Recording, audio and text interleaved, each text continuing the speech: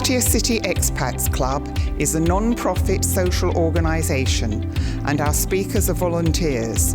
The club as such assumes no responsibility or liability for the professional reputation of or the quality of services provided by the speaker today. This is a tribute to a member who passed away just recently.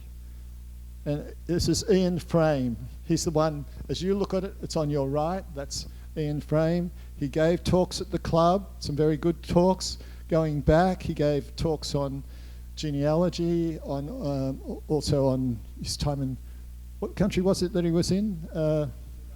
That's right, Brunei. I was getting Beirut going through my head. And also talk on photography. He did some fantastic photography. And we're going to have the best possible tribute we can.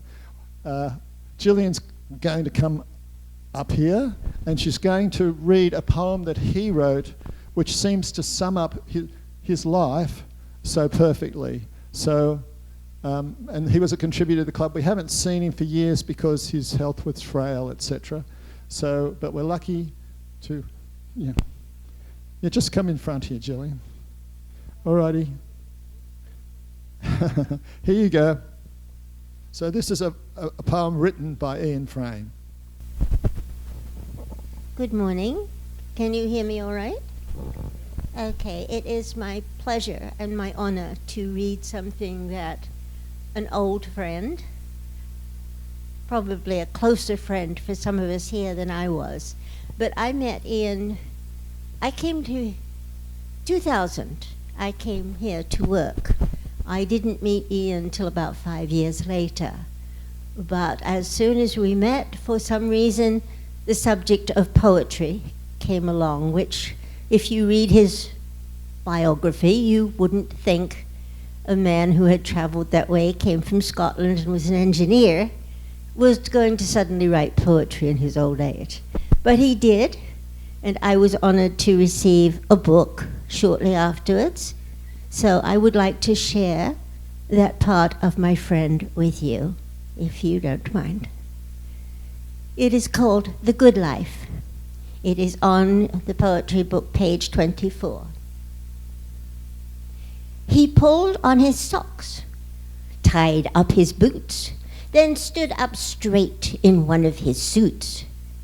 He took out a tie in a dark shade of blue, and noticed a stain, which could have been stew. He looked in the mirror at the lines on his face. With a long, bony finger, a line he did trace. Each mark etched on his face had a story to tell of the things he had done, or where once he did dwell.